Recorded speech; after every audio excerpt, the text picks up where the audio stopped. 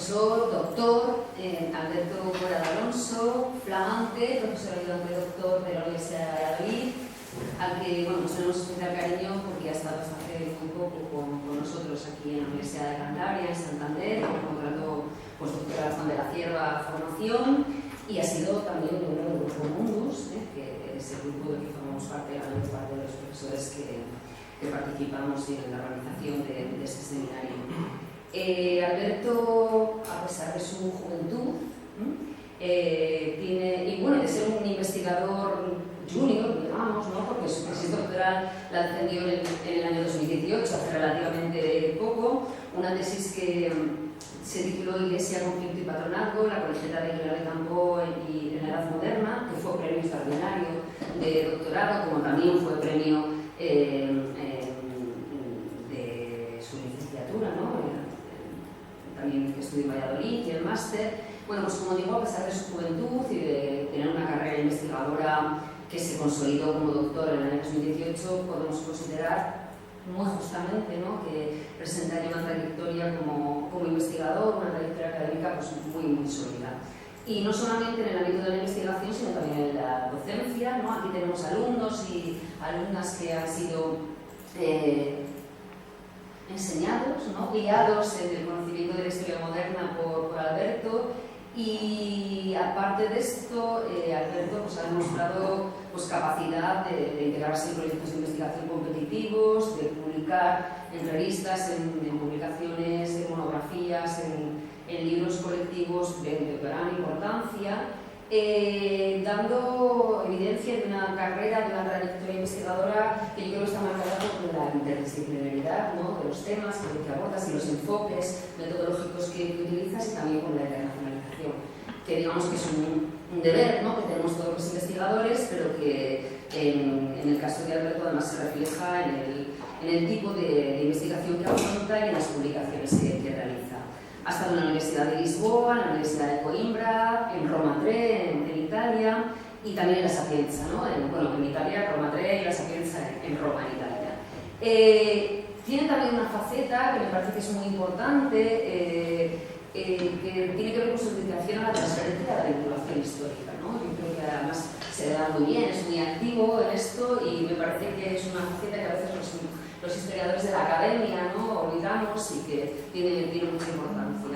Las líneas de investigación que ha abordado y que aborda su trayectoria Alberto tienen que ver, de manera más importante con la historia de la Iglesia, el estudio de las instituciones eclesiásticas en Castilla durante el Antiguo Régimen, digamos, en espacios un poco subordinados o secundarios, por lo menos en los estudios que se habían hecho hasta hace tiempos recientes, en torno a los beaterios y las colegiatas, que va a ser un poco el tema, ¿no?, yo creo que va a abordar hoy, pero también tiene una línea de investigación muy interesante que tiene que ver con la historia de las mujeres y la historia social de la justicia, muy relacionada con tu directora de tesis, ¿no?, con Margarita Torremocha, y de ahí el fruto de libros coordinados que has hecho con ella.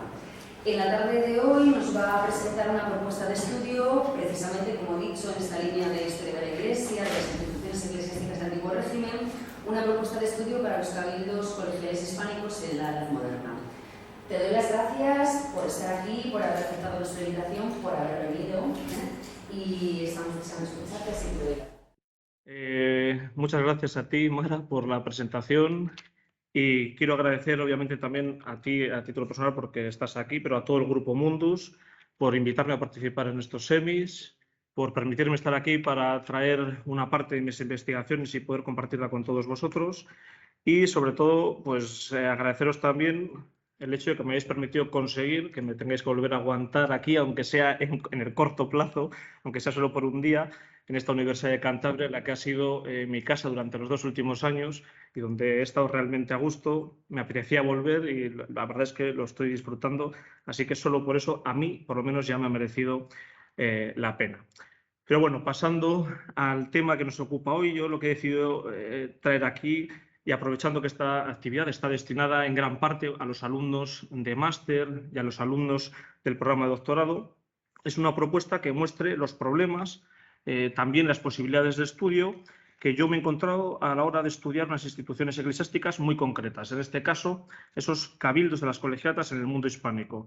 Me ha gustado esta puntualización que ha hecho la doctora Torres cuando señala que trabajo estas instituciones que no han sido muy atendidas, estas colegiatas o beaterios. Quizás es un pequeño vicio mío, pero la verdad es que no están trabajadas y por eso quería traerlo hoy aquí. Unas instituciones que tienen una presencia enorme, encima es que no se puede obviar su presencia en todo el territorio que hoy conforma España. Es verdad que tiene una concentración diferenciada por regiones, pero que no son, como digo, del todo conocidas y comprendidas. Bien, los diferentes autores que han trabajado sobre este tema han dado decenas de definiciones. Algunas son muy completas, como la que ofrece, por ejemplo, Víctor Heredia Flores, aunque se base mucho en la voz colegiata de la enciclopedia Espasa-Calpe, o la de Castillo Ferreira, por supuesto, la propia del diccionario eclesiástico, pero yo he optado por traer aquí hoy una muy sencilla.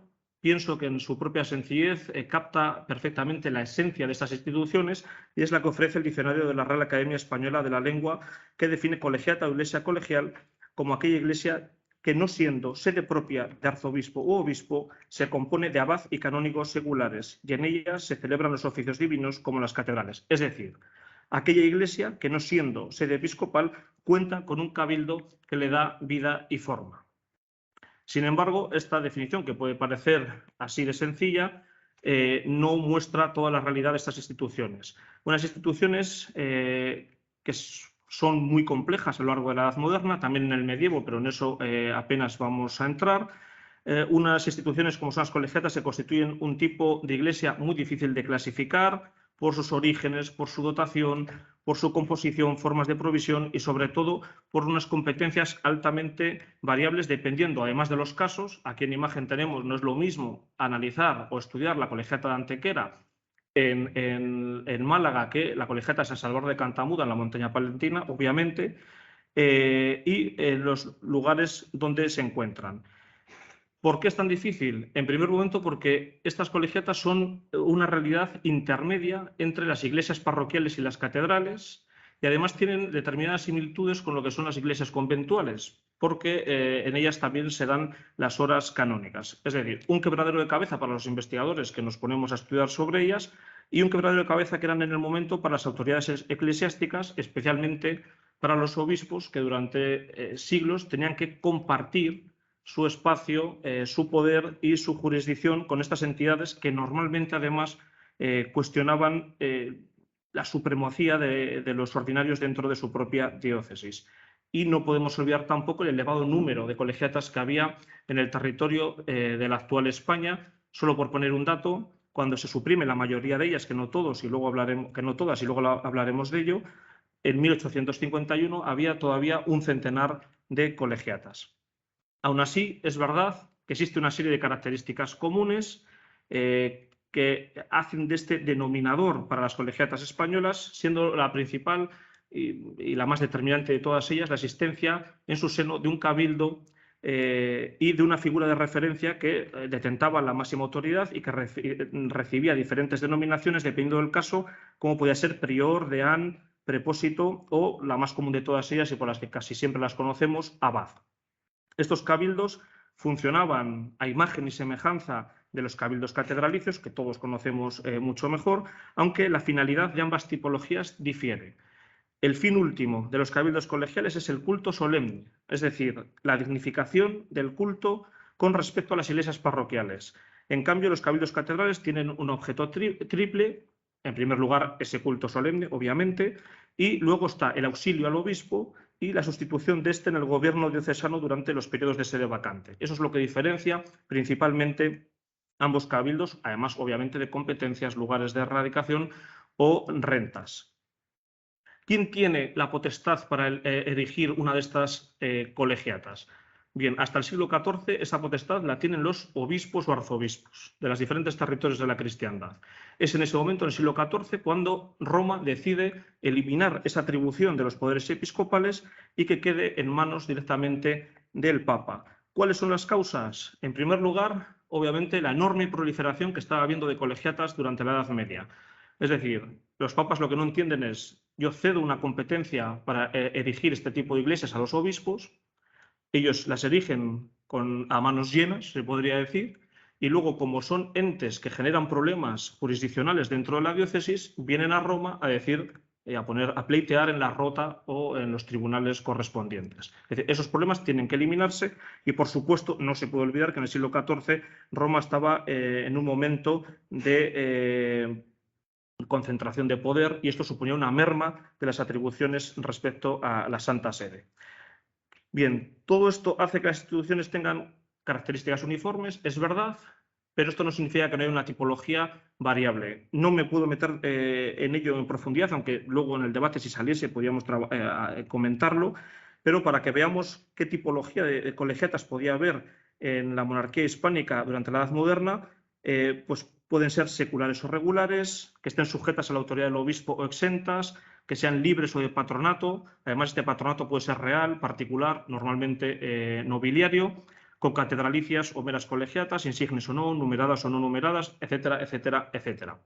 Además, normalmente muchas de estas colegiatas mezclan ambas categorías, o sea, varias categorías.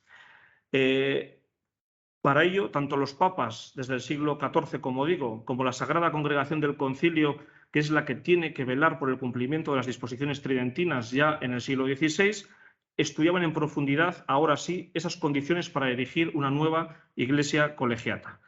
De este modo se tenía en cuenta, por ejemplo, la calidad de la población donde iba a sentarse una colegiata, es decir, vamos a erigirla, no es lo mismo erigirla en una población que tenga suficiente, como decían, seculares y seglares, que tenga una iglesia acorde a la dignidad que tiene que tener una de estas iglesias, con ornamentos en el templo, que tenga rentas suficientes para dotarla, no es lo mismo eso que no lo tenga. Entonces se estudiaba caso por caso y entonces se decidía o no si tenía que erigirse esa nueva colegiata. Independientemente de todo esto, lo que queda claro es que tuviera la naturaleza que tuviese y contase con más o menos atribuciones o rentas, estas colegiatas se convertían en auténticos focos de poder local, allí donde se asentaban. Cuando estaban asentadas en ciudades donde había sede episcopal, ese poder quedaba mucho más diluido, pero cuando se establecían en el mundo rural, como era una norma o de forma mayoritaria así sucedía, este poder local era muchísimo más fuerte. Dinamizaban la comarca convirtiéndose en centros culturales, ejercían mecenazgo artístico, se erigían como polos de atracción económica. Hay que entender que estos lugares luego atraían no solo una cantidad, por ejemplo, de impuestos tipo diezmos o primicias, sino también una cantidad de dinero que llegaba a estas iglesias a través de los sufragios para la salvación del alma. Pero es el medio por el que muchos miembros de la nobleza titulada castellana ennoblecía o privilegiaba a las ciudades o villas, normalmente villas o lugares, capital de sus estados. Es lo que proporciona a las élites locales de dichos lugares un espacio de referencia donde poder encontrar un boato ceremonial mucho más brillante, donde poder fundar capellanías, fundar misas, aniversarios en busca de esa salvación y también donde establecer unos enterramientos acordes con el estatus que ellos creían merecer. Y todo eso sin contar con que estas iglesias tuvieran la provisión de los beneficios eclesiásticos en régimen de patrimonialidad. Es decir, que solo pudieran ocupar esos cargos eclesiásticos, esos beneficios o prebendas eclesiásticas, los naturales del lugar, los parroquianos. ¿Esto qué suponía? La posibilidad cerrada de una carrera eclesiástica para los hijos o familiares de las élites locales. Y era de suma importancia. Todo esto permite, por lo tanto, que en algunos lugares, como sucede en 1619 en Xunqueira de Ambia, en la actual provincia de Ourense, esto lo ha estudiado perfectamente, de aquí es donde su estudio, es donde saco este término, la profesora Ofelia Rey y Baudilio Barreiro, se entendiese a estas colegiatas como catedrales de segundo orden, y cito textualmente, pues generalmente cumplían el papel en ciudades o villas que las catedrales cumplían en las sedes episcopales. Bien, todo esto, en esta breve, o quizás no tan breve, conceptualización, nos puede hacer entender la importancia de este tipo de instituciones, pero esto no se ha traducido en una rica historiografía. Al contrario, yo hablo de una desatención historiográfica que voy a explicar y si luego no se entiende, hablamos de ello al final. ¿Por qué? Porque la primera frase con la que voy a empezar ahora parece contradictoria. La producción historiográfica sobre las colegiatas es grande, pero es grande si se refiere a los templos, a las iglesias. Ahí sí que es una producción historiográfica prolífica, pero eso no se ve reflejado cuando hay que estudiar los cabildos de forma institucional o jurisdiccional. En ese caso, los estudios son pocos y vamos a señalar algunos de ellos. Es verdad que estas agrupaciones institucionalizadas, reguladas, de clero secular masculino, han supuesto siempre un foco de atención grande para los investigadores, pero no lo es menos que no han estudiado todas las facetas posibles de conocimiento de la misma manera. Es decir, están analizadas desde un punto de vista normalmente arquitectónico, patrimonial, se estudian mucho sus capillas musicales, su patrimonio artístico, pero los aspectos, como he dicho antes, institucionales, jurisdiccionales, asociados a esos cabildos, quedan completamente relegados, excepto en lo relativo, y ahí sí que en casi todos aparece pues, la fundación, ¿no? La fecha de fundación, quiénes son los patronos o cuál es la composición de los mismos. ¿Cuál es lo único que nos queda muchas veces para entonces comprenderlo? Pues bueno, recurrir a la historia comparada y analizar qué es lo que sucedía con los estudios que tenemos sobre los cabildos catedralicios. Estos sí han estado muchísimo más estudiados desde la Edad Media, para la Edad Moderna hay ejemplos. El cabildo, hay un estudio fantástico sobre el cabildo de la Catedral de Santiago de Compostela en el siglo XVI, por ejemplo, que da muchas pautas para cómo afrontar este tipo de estudios. Se han estudiado sus mesas capitulares, la extracción social, el comportamiento de sus miembros. Aquí, en estos catedrales, iban las élites de la monarquía. En las catedrales, en las colegiatas, perdón, iban las de segunda fila.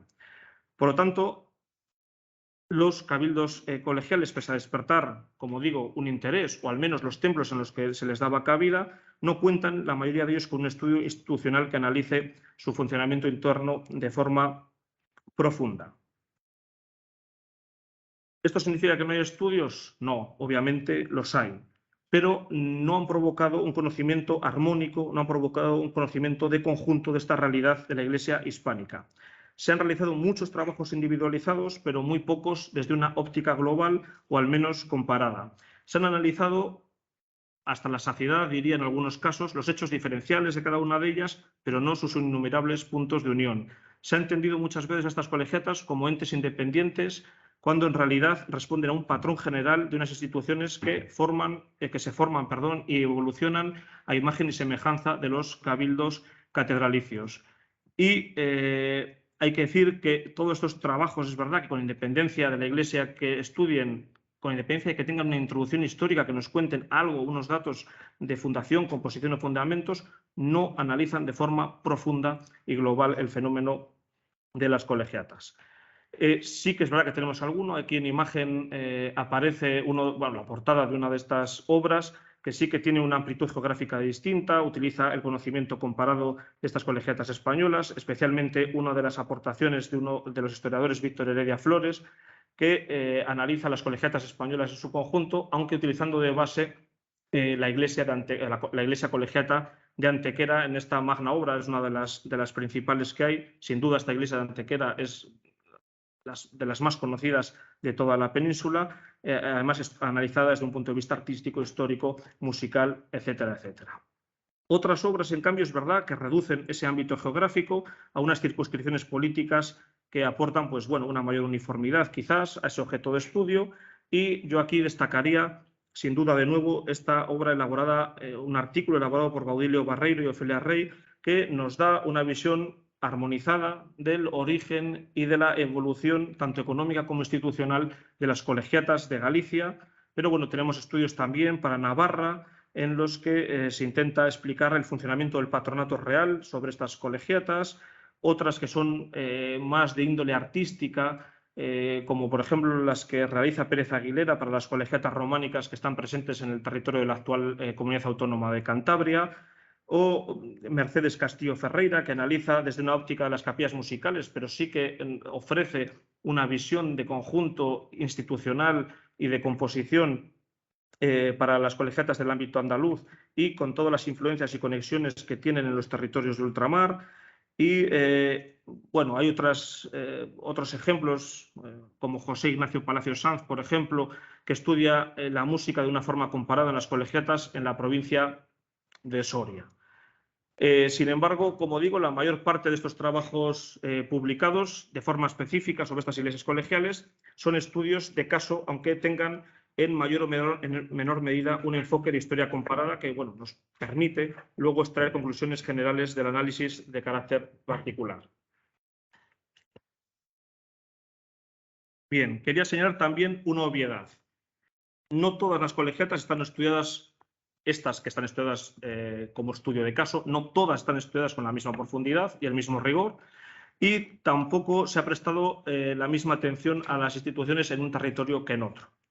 Es decir, tenemos colegiatas analizadas por el motivo que sea de una forma profunda, algunas de ellas, por ejemplo, por el evidente interés que han tenido para la historia de los diferentes reinos o de las diferentes circunscripciones políticas de lo que actualmente compone España.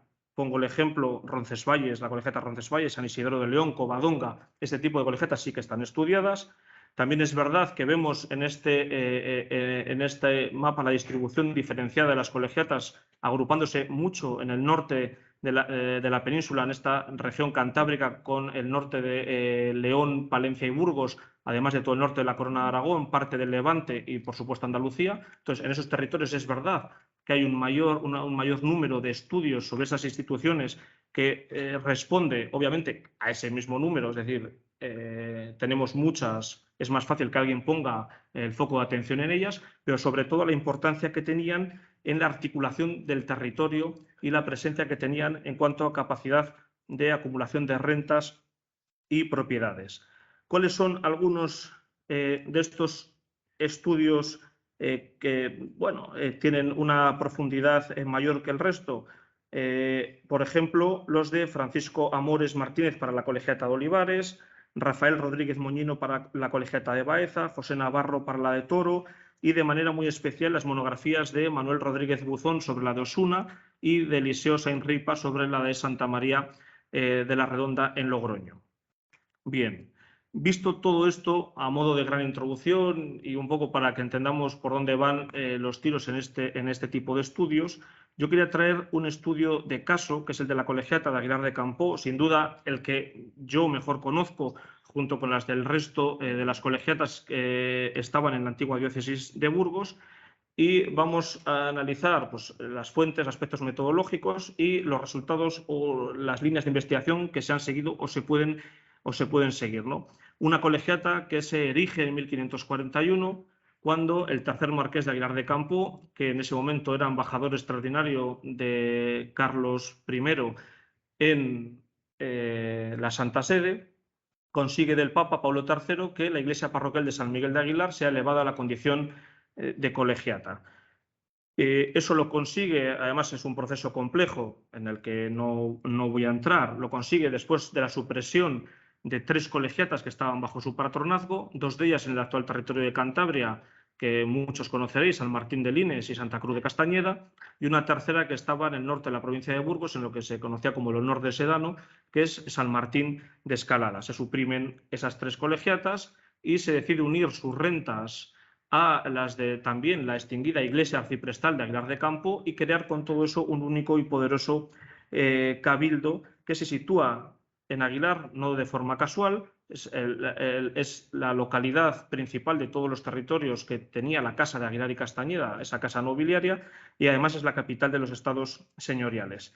Esta propuesta es aceptada por el Papa Paulo III, como digo, en 1541 y se crea una colegiata insigne de clero secular, que tiene unas parcelas de exención con el obispo, de patronato particular, en este caso es señorial, y que recae, como digo, en ese propio marqués de Aguilar de Campoo, unos marqueses que van a tener una incidencia enorme sobre esta institución, puesto que detentan su patronazgo hasta la supresión de la misma en 1851. Es verdad que los avatares de la casa de Aguilar de Campoo, del marquesado, sufre diferentes fracturas en la línea sucesoria y acaba, es decir, en el siglo XIX está dentro de ese gran título nobiliario que es la Casa Osuna, pero había pasado por Medina Sidonia, por los Villena, etcétera, etcétera, ¿no?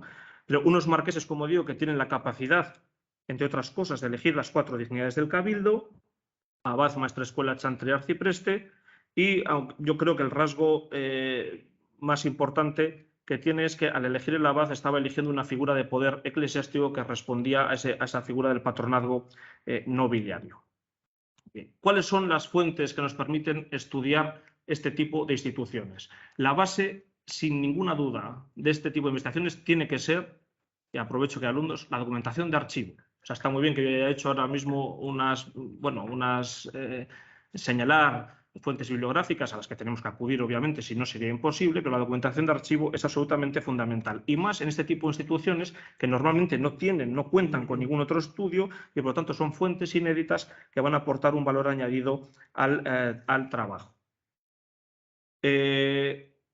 Documentación de archivo así en bruto, bueno, son muchos los archivos que hay que consultar, cada uno de ellos aporta un enfoque distinto y hay que tener en cuenta a todos esos para el resultado final. Yo aquí voy a hablar de los que he utilizado yo para la colegiata de Aguilar. Muchos de ellos son extrapolables a cualquier otra colegiata, haciendo el símil con sus distintas diócesis o circunscripciones políticas. Otros no, y podemos hablar de ello, ¿no? Yo soy consciente de que a la hora de centrar la investigación para esta o cualquier otra colegiata existen muchas formas de tratar la documentación analizada, pero yo he optado por dividir la misma en 2 grandes bloques, que es la documentación que produce la propia institución y esa documentación exógena que viene de otras instituciones ajenas, pero que también nos da una cantidad de información enorme y vital para comprender la colegiata, en este caso de Aguilar, o cualquier otra. La principal herramienta dentro del bloque documental que produce la propia institución es aquí viene con las siglas, ¿no? El archivo parroquial de San Miguel de Aguilar de Campo, que en realidad, bueno, lo llamamos un archivo, pero es un conjunto, aquí los paleógrafos y diplomatistas me tiraron de las orejas en su momento, es un conjunto de fondos. Entonces yo lo explico así y, bueno, para los modernistas quizás tenga, pero nos cubrimos las espaldas, ¿no? Un conjunto de fondos en el que aparece pues, la documentación que genera la propia fábrica de San Miguel, aunque hay una parte que está en el archivo municipal, el archivo parroquial, tanto el histórico como el actual, el archivo del Cabildo, el de la Audiencia Abacial y luego otros muchos pequeños archivos, pues parroquias desaparecidas, parroquias que siguen en funcionamiento pero que deciden dejar su documentación en este archivo a modo, salvando las distancias, de diocesano, archivos de cofradías que hay, de obras pías, etcétera, etcétera. Es decir, toda una amalgama de documentación que es verdad que ha llegado muy maltratada a nuestros días, en parte, y nos queda muy poco pergamino, muy poca documentación anterior a 1500, aunque es una iglesia que está en funcionamiento desde en torno a 1220, y un fondo, eso sí, ahí sí, bastante completo para los siglos XVII y XVIII, y por supuesto de ahí en adelante, XIX y XX. El motivo de esta situación, bueno, pues son el gran enemigo siempre de la documentación, que es el fuego y la acción humana. En este caso, aquí pongo un grabado que es de las guerras napoleónicas. En realidad no está mostrando el momento del incendio del archivo, que sí que existe y está contrastado. Se quema el archivo y se pierde gran parte de ello. El Cabildo luego además pone el grito en el cielo porque se había perdido una documentación fundamental para validar y asegurar sus derechos, que es lo que les interesaba. Pero bueno, esta es una imagen en la que están las tropas napoleónicas ya en retirada y se están desprendiendo partes de la propia torre de la colegiata por las fuerzas, en ese momento españolas, tirándolas para hundir el ayuntamiento que estaba a los pies de la iglesia y donde se habían refugiado las tropas napoleónicas. Bien. Gracias a este archivo se ha producido además un fenómeno, esto pasa siempre, ¿no?, de ida y vuelta en la investigación, que es que solo conociendo al productor de la documentación se puede entender el archivo, aunque para conocer y comprender a ese productor es necesaria la consulta de la documentación. Por lo tanto, para ello voy a hablar de algunas de las series que son las más habituales o de las unidades documentales que son las más habituales en cualquiera de estos archivos para estudiar estas instituciones. Aquí os pongo imágenes del archivo, estos son imágenes reales, donde y cómo está custodiada la documentación allí, en unos muebles que están fabricados ex proceso para guardar la documentación en el siglo XVIII en madera de nogal de la montaña palentina, ya que eso hacemos patria. Y bueno, para que lo veáis simplemente un poco, ¿no?, cómo está custodiada. ¿Cuál es esta documentación que puede aparecer? La bula de elección, obviamente, es un documento absolutamente fundamental para conocer el funcionamiento de los cabildos, pero que no solo aporta esos datos, sino todo aquello que trata sobre el poder jurisdiccional de la primera dignidad, pero de cada uno de los beneficiados, y que, bueno, pues luego podemos hablar de ello. La propia realidad de la bula genera algunos de los episodios pues, más interesantes o controvertidos de toda la historia, porque hay una serie de poderes que contravienen o se contraponen con los del obispo o arzobispo de Burgos. Por supuesto, la serie de pleitos a mí me parece fundamental. Me encanta además esta documentación. Proviene de la labor que realiza el abad y su provisor en la audiencia abacial. Muchas de estas colegiatas tienen jurisdicción propia, tienen tribunal propio y entonces genera documentación propia en materia civil, criminal o beneficial. Gracias a ella además se puede conocer, claro, obviamente, el funcionamiento del propio tribunal eclesiástico o del personal que trabaja en él, pero también esas relaciones internas que pueden ser amables o no. En el momento en el que vas a un tribunal ya la amabilidad quizás queda de lado, que existen entre los miembros del cabildo, pero también entre los miembros del cabildo con la propia institución o con cualquier persona física o jurídica ajena a esa colegial. Y tipo de pleitos, todo lo que nos podamos imaginar, económico, político, violencias, estupros, todo lo que podamos imaginar aparece allí, ¿no? Es decir, toda la sociabilidad, toda esa conflictividad, en este caso judicializada, interna, que nos acerca nuestros estudios, si lo hacemos sobre estas colegiatas, a esa historia de las mentalidades o esa historia incluso de los sentimientos que a veces es difícil de conocer por otros medios que no sean estos pleitos. Obviamente, cuentas y recibos, otra de las series, bueno, puede llamarse como sea, ¿no? Que es fundamental para conocer el funcionamiento de las mesas capitulares, los repartos de las congruas, la forma de financiación de estas instituciones del antiguo régimen, gastos, ingresos, etcétera. También están las reglas y estatutos, normalmente todas las tienen y casi siempre se conservan, eso es fundamental. Ahí es un documento fundamental para entender las instituciones, pero no la institución tal cual es, sino la institución de una forma ideal. Las reglas lo que nos muestran es cómo quieren los patronos o los dadores de esas reglas, cómo quieren que sea la institución. Nos muestran una institución ideal, no una institución real. Y luego, por supuesto, pues, series de cartas, escrituras, testamentos, libros parroquiales que también aparecen, que permite conocer el funcionamiento interno del cabildo, la composición, forma de gobierno, grado de cumplimiento e incumplimiento de normas y sentencias, actividad judicial, conflictividad interna, quiénes son los capitulares que están presentes en la vida de estas instituciones, etcétera, etcétera.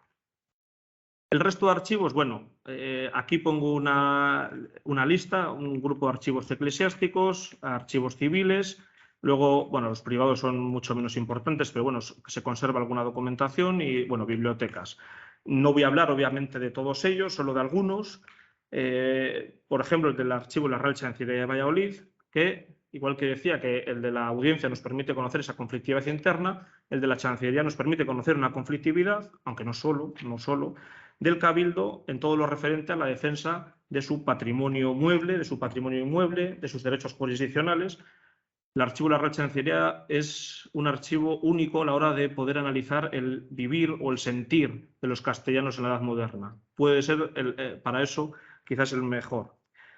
Luego están los archivos históricos provinciales, en este caso el de Palencia, que ayudan a complementar la visión económica, por ejemplo, de la colegiata, gracias a los instrumentos derivados del catastro del Marqués de la Ensenada, respuestas generales, particulares, libros de bienes y familias, libro del mayor hacendado y, sobre todo, protocolos notariales. Los protocolos notariales difíciles siempre de localizar, difíciles de trabajar, costosos, no tanto la dificultad como lo costoso que es y que aportan una información única. Luego hay dos archivos de Burgos, Aguilar de Campón, que hoy en día pertenezca tanto a la provincia como a la diócesis de Palencia. En realidad, durante la Edad Moderna pertenecía a la provincia de Palencia, pero a la diócesis de Burgos. Y digo la Edad Moderna, en realidad, bueno, aquí puedo decirlo, mi padre nació en la diócesis de Burgos. Ha sido en los años 50 del siglo XX cuando se ha cambiado esa circunscripción. Pues bien, dos archivos burgaleses, el archivo histórico de la Catedral de Burgos y sobre todo el archivo diocesano de Burgos, que permiten dar un enfoque comparativo a esta iglesia. Es verdad que nos muestran esas relaciones bueno, lo adelanto, algunos ya lo sabéis, nunca fluidas entre el abad y el ordinario, ya sea obispo hasta 1574 o arzobispo de Burgos en fechas posteriores, nunca fluidas entre ellos, esa conflictividad, lucha jurisdiccional de la que hablaré después, obviamente los intentos de reforma, que también los hay, pero sobre todo estos archivos y sobre todo el diocesano permite encajar a la colegiata en el organigrama eclesiástico de la provincia, en este caso burgalesa. Un archivo también que ha sufrido muchas pérdidas. En 1812 arde el Palacio del Sarmental de Burgos, es el Palacio Episcopal, que es donde se custodiaba la documentación. Es verdad que aquí durante mucho tiempo se echó la culpa a los franceses, como siempre, pero esto fue un incendio absolutamente fortuito y las tropas napoleónicas ayudaron a la extinción del mismo. Pero bueno, eso, que es una anécdota, lo que ha hecho ha sido que todos los fondos de provisorato y de visitas pues se hayan perdido y que no podamos consultarlos. Aún así, sigue quedando fondos. Por ejemplo, ahora que estamos en Santander, para la Colegiata de Santander, para la Colegiata de Santillana y algunas otras de las cántabras, para el resto de las de la diócesis burgalesa, hay muchísima documentación en visitas pastorales, en la sección Colegiatas y Abadías, que aporta una cantidad enorme de información para conocer ese funcionamiento, cartas concordias, visitas pastorales, mandatos, todo lo que nos podamos imaginar, y la conflictividad también ahí aparece en una diócesis altamente conflictiva. La Colegiata de Aguilar es un ejemplo, la de Lerma, la de Santillana y sobre todo, por encima de todo, la de Santander, que va a ser un dolor de muelas para los arzobispos de Burgos durante siglos. Y luego está el Archivo Apostólico Vaticano, que es el Secreto Vaticano. Como sabéis, cambió de nombre erróneamente, a mi modo de ver, pero cambió de nombre, el Archivo Apostólico. Ahí nos permite conocer varias fases de la historia de las colegiatas, aquí de todas las de la monarquía.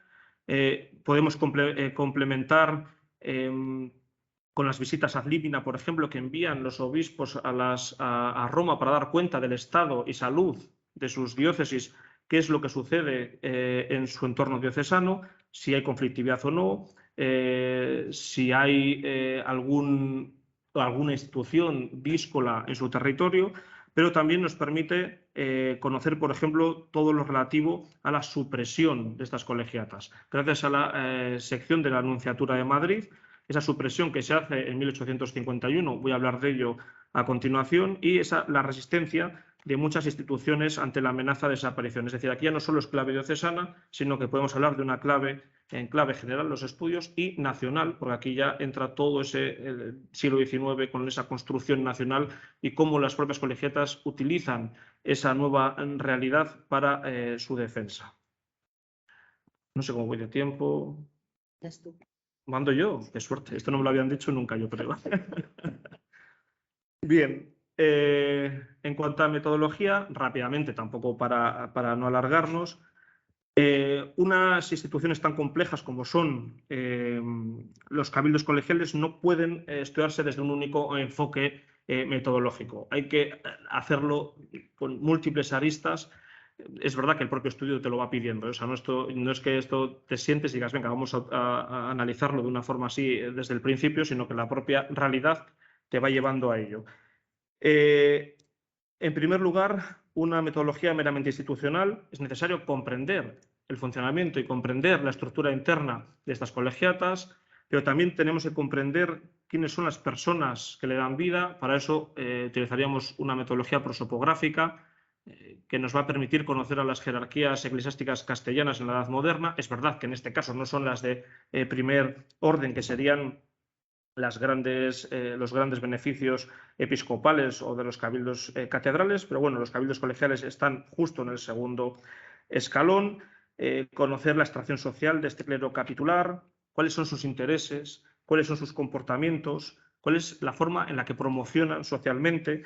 Y en este aspecto ayuda el estudio de las élites locales, porque son instituciones normalmente, sobre todo estas del norte de la Corona de Castilla, que contaban con una provisión basada en la patrimonialidad. Como he dicho antes, solo pueden acceder a esos beneficios los que son parroquiales de la Iglesia. Y eso es algo de vital importancia. Para ello necesitamos ese método de reconstrucción de familias que nos analice a estas élites En el caso de la Colegiata de Aguilar, lo que encontramos es que hay una serie de linajes concejiles y notariales, también algunos de la pequeña nobleza montañesa, que predominan dentro del estamento capitular de Aguilar, que colocan a sus hijos segundones en este cabildo a imagen y semejanza de lo que hacen las grandes familias aristocráticas castellanas, aunque obviamente las metas son distintas. No es lo mismo luchar para colocar a tu hijo en el cabildo de la Colegiata de Aguilar que en la Mitra de Toledo. Obviamente hay cosas diferentes, ¿no? Pero el método, el intento de ascenso y la promoción social en el fondo es idéntica. Siempre que se estudia estas iglesias hay que analizar el patronazgo, la idea del patronazgo, y aquí no importa a cuál nos refiramos. Y para eso tenemos que estudiar al estamento nobiliario de la Castilla moderna, en este caso a los marqueses de Aguilar de Campo, grandes de España, es verdad, figuras de relevancia en la corte, sobre todo en el siglo XVI, luego evidentemente no decae el linaje. Pero a mí me gustó, y aparte creo que es importante, porque muchas veces son las mujeres las que luego se encargan de esta administración local de los señoríos, analizar la rama femenina de la Casa de Aguilar, en este caso, a través de la metodología de la historia de las mujeres o de la historia de género, conocer su función, ya sean consortes o ya sean titulares, que obviamente hay señoras titulares. Como digo, es de vital importancia para eso y también para conocer todo ese colectivo de mujeres que estaban sometidas a la autoridad del cabildo. Esto sí que es una excepcionalidad, no siempre pasa. En este caso, el colectivo de unas beatas del Beaterio de San Lázaro, a las que los canónigos consideraban, el cabildo consideraba hijuelas, o sea, es decir, dependientes del cabildo, y que ellas, bueno, pues consideraban a estas dignidades y canónigos como referentes espirituales, como controladores de su comportamiento, les tenían como testamentarios, etcétera, etcétera. Obviamente, la historia comparada, tenemos que contextualizar el objeto de estudio. No podemos llegar y decir, bueno, pues aquí tenemos la Colegiata de Aguilar y hacer un estudio con orejeras, porque entonces no entenderemos el fenómeno. Comparada en términos, en este caso, diocesanos, que es lo que te da ese primer marco, y en términos generales. Por supuesto, la historia de la Iglesia, pero no solo, también la de la religión, el hecho religioso, los comportamientos clericales. Es decir, tenemos que exceder ese marco puramente institucional y adentrarnos en el conocimiento de ese hacer o de ese pensar de los religiosos que componían el cabildo o los cabildos colegiales. La historia social, la historia de las mentalidades, en un marco temporal, yo aquí luego hablaremos de la larga duración. O sea, estas instituciones no las podemos entender en el corto plazo. Podemos hacer un artículo, podemos hacer un análisis puntual de un hecho. Es decir, vuelve a importar la estructura.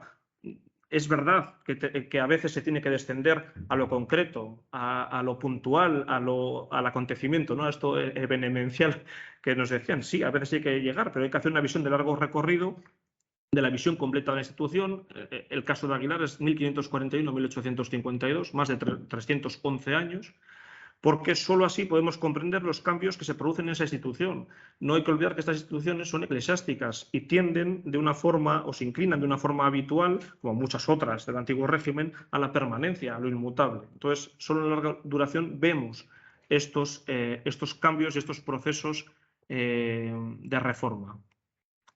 Bien, como el que manda soy yo, ya me lo han dicho y no voy a volver a preguntar. Esto lo traía solo por si acaso, digo, si da tiempo, entonces nos va a dar tiempo. Sí que quería traer aquí, hemos visto muchas cosas, ¿qué podemos estudiar? O sea, con esto, es verdad, con el ejemplo de Aguilar, pero ¿qué podemos estudiar? Puede ser el todo o una parte.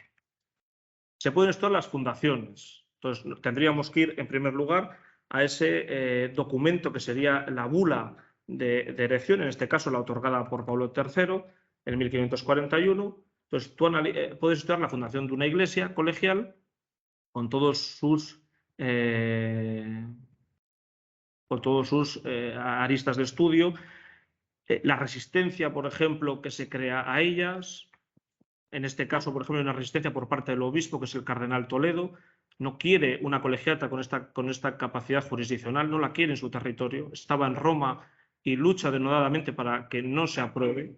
O sea, es decir, esto es una negociación, dice él, entre un noble y el Papa, y el que van a perturbar es a su gobierno y a su administración dentro de la diócesis de Burgos, pero también, obviamente, por ejemplo, en este caso, hay una reacción y una resistencia por parte de las colegiatas que se suprimen. Hay pleitos enormes sobre esto. Es decir, yo no quiero ser suprimida. ¿Por qué tenemos que suprimir nuestras colegiatas, estas colegiatas que hemos dicho antes, Cántabra, San Martín, Castañeda o Escalada? ¿Por qué tenemos que suprimirnos para crear una nueva entidad? ¿Qué se puede estudiar? La creación de un nuevo poder local. Cuando se crean estas colegiatas, y sobre todo las que se crean en la Edad Moderna, las medievales tienen unas características normalmente diferentes, estas instituciones llegan y se asientan en un territorio que ya está conformado. O sea, diríamos vulgarmente, la tarta ya está repartida. Entonces llegan y tienen que entrar y repartir y ver qué parte se llevan. Y esto genera una serie de tensiones. Además, se les da una serie de poderes enormes. Muchas veces, miremos la colegiata de Lerma, por ejemplo, poderosísima, se les da un poder que eso desarticula el que ya existía, desplaza a la nobleza, desplaza a las grandes instituciones monásticas, sobre todo en este norte, por ejemplo, el norte de Palencia y de Burgos, que son los que mejor conozco. Pero encima es que en estos casos de patronazgo, estos abades, que son las figuras de referencia de estas iglesias, normalmente son, como diríamos, como personas al servicio de los nobles y por lo tanto actúan como otra mano, es una forma que la nobleza tiene para controlar espacios eclesiásticos y actúan como un delegado de ese poder señorial. ¿Qué se puede estudiar? La correlación de poderes. Entonces tú tienes que ver cómo se ejerce el poder en esas colegiatas. Entonces, ¿son una entidad bajo patronazgo? ¿Actúan como patronas o las dos cosas? ¿Cuáles son? ¿Quién ejerce poder sobre estas iglesias? En el caso de Aguilar, el Papa. Es un poder simbólico, eso está claro.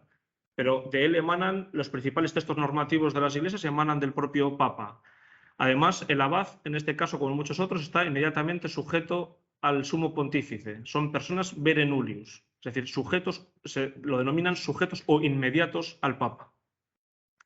El propio obispo, es verdad que no tienen un poder muy directo, pero tienen determinados resquicios de autoridad que normalmente se utilizan durante las visitas pastorales. Es decir, en el periodo de visita pastoral, todas las exenciones de estas iglesias decaen para que el obispo pueda entrar y ver si moralmente hay buenos comportamientos, si se sigue el rito romano o no, como en este caso que muchas veces no se seguía ni siquiera el rito romano y tenían otra serie de problemas personales acuciantes, ¿no? Es lo que se denomina estas exenciones extravisitationem, es decir, solo cuando no hay visita del obispo. ¿Qué es lo que hacían en estas iglesias? Normalmente, ahí lo pongo, ¿no? Enorme resistencia de la reforma. Se resisten de muchas maneras. Una de ellas es que normalmente cuando se enteran que viene el obispo, porque tiene que avisar mediante carta, lo que hacen es que cuando llega el obispo no hay nadie. O sea, llegan a casa, llaman al timbre y ahí no hay nadie, no están, se va. El cabildo se va en pleno, se va. No, realmente no sabemos a dónde, pero no están. Y luego el ordinario, por supuesto, lo que sí tiene es el conocimiento de las causas tanto civiles, criminales como beneficiales en segunda instancia. Eso no se le quita nunca. Otra figura, los patronos, son los promotores de la fundación y por lo tanto se les debe mucho, tienen un poder de control, conceden reglas, interceden en nombramientos, son los que promueven, ayudan, colocan en los puestos principales a sus mejores servidores, o incluso les ayudan a promocionar a determinadas mitras. De estas colegiatas salen obispos de Aguilar, los obispos de León, o obispos, arzobispos de Sigüenza, Barcelona, Burgos y muchos otros casos. Claro, pero estos cabildos actúan como patronos. O sea, normalmente no son una iglesia única. Tienen un patronazgo directo. La de Aguilar sobre la propia fábrica, pero sobre otras parroquias como, que están en la propia villa de Aguilar, Santa Cecilia y San Andrés, sobre un beaterio, el de San Lázaro, 14 ermitas, 7 obras pías, pero también tienen patronazgo indirecto sobre el Hospital de la Santísima Trinidad, sobre el estudio gramatical que controlan, bueno, lo pongo en directo porque es teórico, pero bueno, la realidad es que le controlan hasta la saciedad, sobre todas las iglesias del arciprestazgo, esas subdivisiones de las diócesis, y sobre 13 cofradías que estaban fundadas en la iglesia. El funcionamiento interno de las instituciones Para eso tenemos ahí las reglas, los estatutos, en este caso unas reglas de 111 artículos, luego 25 que se añaden después del Concilio de Trento, claro, para adaptar las normas que habían quedado inservibles, y luego algunas otras que hay de reformas. Normas que tratan sobre muchísimas cosas: el abad, el campanero, los contadores, enfermos, las horas, el incienso, las letanías, o sea, todo lo que podamos imaginar está ahí descrito. Es verdad que, por ejemplo, estas reglas se centran muchísimo en las cuestiones litúrgicas: cómo tiene que ser la misa, quién lo tiene que hacer, cómo tiene que ser las procesiones y cuándo se tocan campanas. Ahí se pasan artículos y artículos.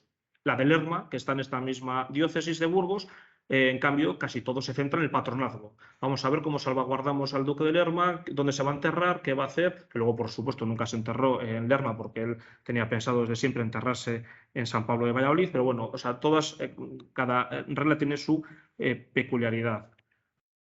Las composiciones, ¿quiénes están ahí? En realidad, ¿quiénes son? ¿Quiénes están? Pues ahí vemos las dignidades que están nombradas por el marqués, pero también hay 10 canónigos, 8 racioneros, y luego hay pongo ahí ministros o personal del cabildo, pero en realidad serían personal sin beneficio, que son estos: el sacristán, campanero, organista, cantor, 4 niños de coro. ¿Quiénes son? ¿Cómo llegan ahí? ¿Qué extracción social tienen? Para ello es fundamental esto que se llama los pleitos de provisión de canonjías. Es una de la documentación que a mí particularmente más me gusta, porque nos da una cantidad de datos inmensa sobre el acceso, o sea, cómo se accede. Esto es una oposición. Entonces tienen que presentar candidatura, tienen que presentar méritos, tienen que presentar la patrimonialidad. Luego, si queréis, podemos hablar de ello. Entonces vemos incluso las luchas que tienen entre ellos para suprimir a un candidato. Cuando hay un candidato muy fuerte, pues es que es cojo, es que es ciego, entonces tienen que aparecer los médicos y se alargan los pleitos durante años.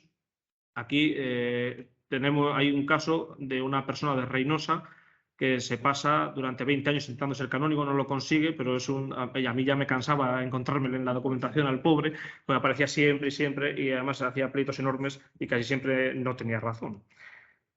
Los pleitos de provisión de canonjías. Aquí se sabe todo: quiénes son, de qué familias son, quiénes son sus padres, sus abuelos, sus bisabuelos, todo. Aquí aparece toda la información posible. Y claro, ahí es donde se encuentran muchas veces también esos linajes concejiles o esos linajes notariales que colocan a sus hijos en los mejores puestos de esta iglesia. O hacer cosas como esta, los abadologios o listados podemos hacerlo de muchas partes, ¿no? ¿Quiénes son los abades? Pues no lo sabíamos. Entonces hay que trabajar y buscar en la documentación, y al final pues te sale un listado de 21, pues que va desde Sebastián de la Pinta en 1541, que es el último abad de San Martín de Escalada y el primero de Aguilar, y hasta don Manuel Lago de Artalejo, que fallece en 1840, una edad muy avanzada, pero ya los patronos deciden que nunca van a volver a nombrar un abad, la dejan morir, y en 1851, cuando se suprimen, ya era una iglesia muy venida a menos, como casi todas, por cierto, las de la monarquía hispana, bueno, en este caso ya las de España, porque no les interesaban, ya eran unas instituciones de antiguo régimen que no daban prestigio o pompa a las casas nobiliarias. ¿Cuál es la audiencia? Es decir, antes hemos visto los pleitos, pero claro, hay una institución. Ahí está el abad, está su provisor, están los fiscales, los notarios. Entonces, claro, todo esto se puede conocer también: cómo funciona, sobre quién tiene jurisdicción, sobre qué temas tienen potestad para conocer las causas. La realidad jurisdiccional, que son, bueno, complejas, bueno, esto no importa, pero sobre todo cómo utilizan el conflicto en esta jurisdicción para perfilar la propia realidad jurisdiccional de la Iglesia. O sea, utilizan cualquier asunto que se os ocurra: una violencia, una prisión, una amenaza, una negativa de apelación, una herencias, intitulaciones, cualquier cosa, el uso de los, ¿cómo se llaman?, de las pontificales, de las insignias pontificales. Cualquier cosa sirve para confrontar, y esto perfila exactamente qué puede o no puede hacer cada una de las dos potestades, en este caso los abades de Aguilar y los arzobispos de Burgos. La causa principal normalmente es el conocimiento de las causas criminales. Esto es la alta jurisdicción. Las civiles pues importan menos, pero cuando hay criminales, y sobre todo si hay muerte, Si hay mutilación o hay efusión de sangre, pues ahí en esos casos es cuando las cosas se ponen feas. El recurso a la violencia es total y además hay varios momentos de violencia fuerte.